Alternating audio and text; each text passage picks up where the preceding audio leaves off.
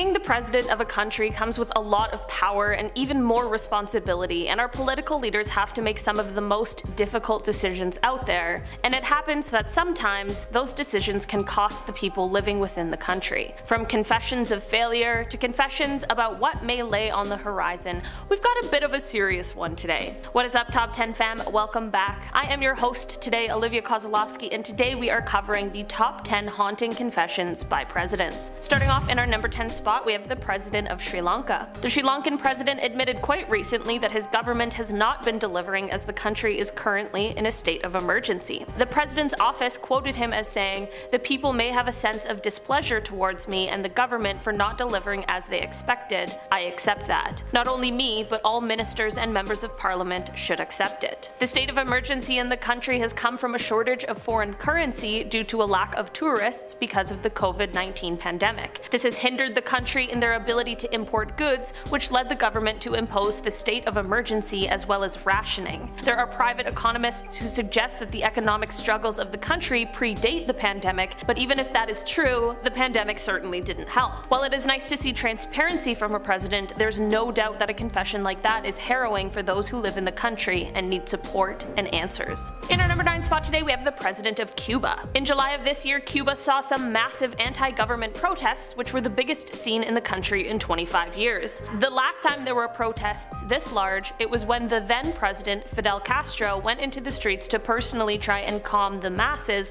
who were furious over shortages after the collapse of the Soviet Union. In the beginning of the protests, it is said that the government failed to take responsibility for the things people were upset about, but it seems as though that changed during a nighttime address a few months back. During this address, the Cuban president is said to have acknowledged the shortcomings of the government in regards to the shortages they were facing, as well as admitting to neglecting certain sectors. He also urged the citizens of Cuba to not act with hate, which apparently was in reference to the violence that was happening during some of these protests. Similar to what we spoke about with the president of Sri Lanka, it's nice to have acknowledgement, but in the middle of a crisis you need supplies and resources, not promises. In our number 8 spot today, we have the president of Iran. In August of 2021, Iran saw one president leave, and with his departure from office, he had some interesting words for the citizens. He started by acknowledging that at times he did not tell part of the truth to the people during the 8 years he served as president. He said, quote, "What we told people was not contrary to reality, but we did not tell part of the truth to people because I did not find it useful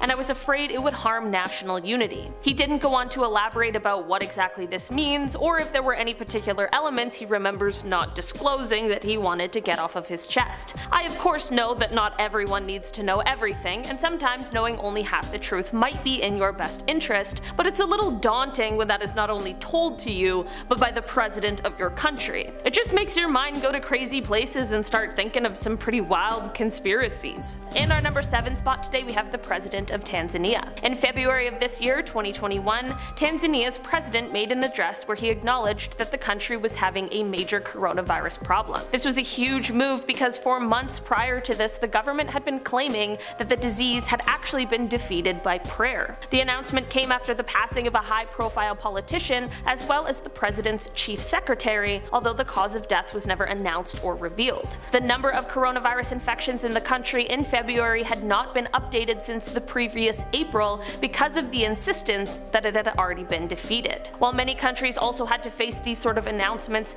usually under different circumstances, a lot of us can relate to how stressful these types of announcements were when they were made in our homes. Whatever your stance is on the pandemic, it was an incredibly difficult time for everyone. In our number 6 spot today, we have the president of Nigeria. Since his election in 2015, the Nigerian president has been in a precarious situation while dealing with Islamist militants in the northern area of the country. In fact, shortly after his election, he stated that the group had been technically defeated by an army offensive, but in June of this year, he made an address that showed that that was not quite true. It appears as though, in the beginning of the year, the group had begun to step up violent attacks, which led the president to explain that the fight against them in the north had the unintended consequences of spreading violence to other areas. This address may have been sparked by the nationwide protests of issues of insecurity. Over the last year, the army was withdrawing troops from the smaller bases and sending them to focus on larger sites, but in doing this, it left vast amounts of more rural areas susceptible to attacks,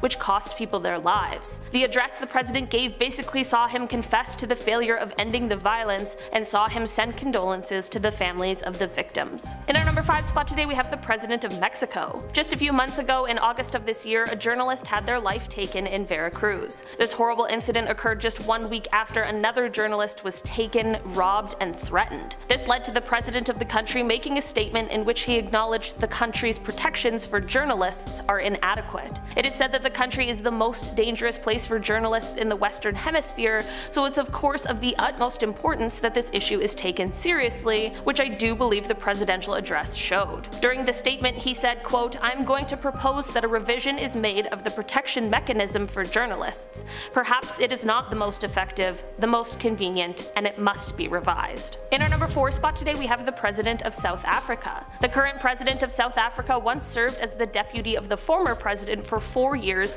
until he succeeded him, and in August of this year, the new president had some words to say about the former. He confessed in a high-level inquiry that corruption in the government and in the African National Congress was rampant while the former president was in power. He said, quote, "State capture took place under our watch as the governing party." He also added, quote, "It involved members and leaders of our organization, and it found fertile ground in the divisions, weaknesses, and tendency that have developed in our organization since 1994, which was the year that the ANC had won its first general election." The good news, although this of course would have been an eerie announcement, is that it came because of investigations going on, which means that perhaps the system is working in some sort of a way. In our number 3 spot today we have the President of the Ukraine. The prospect of your home country going to war is absolutely terrifying, and this was a potential reality that those in the Ukraine had to face recently when their president made a terrifying confession. In September, the President of Ukraine explained that a full-fledged war with Russia was looming.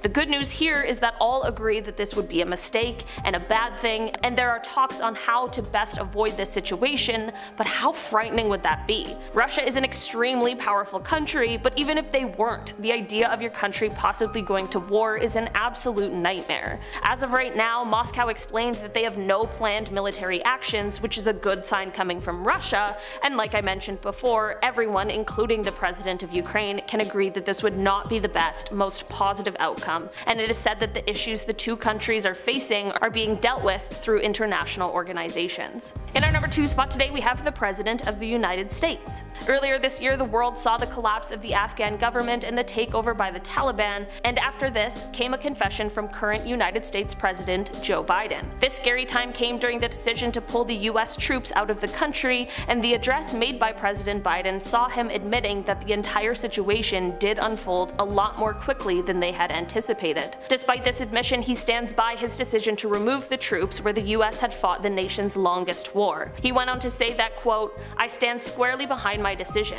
After 20 years I've learned the hard way that there was never a good time to withdraw US forces. That's why we're still there. We were clear-eyed about the risks. We planned for every contingency, but I always promised the American people I would be straight with you. The truth is, this did unfold more quickly than we had anticipated." In our number 1 spot today we have the President of the Philippines. We've talked about a lot of wild and serious topics today, and none of them should be taken lightly in any manner, but this one might have to take the cake as the most surprising confession on this list. The confession is the oldest today, as it comes from a few years ago. In 2016, the UN rights chief called for an investigation after the President of the Philippines admitted to killing 3 people. These crimes are said to have not taken place during his time as president, but rather earlier in his political career when he was only a mayor. The confession came when the president told business leaders that he had patrolled the streets personally on a motorcycle and killed people. The UN High Commissioner for Human Rights summed it up quite well when he said, quote, "It should be unthinkable for any functioning judicial system not to launch investigative and judicial proceedings when someone has openly admitted to being a killer." That's the end. Alright guys, that has been our list for today. Thank you so much for checking it out. I've been your host today, Olivia Kosolofski, and I'll see you all next time. Bye! Alright. This one's depressing. So, buckle up. Being the president of a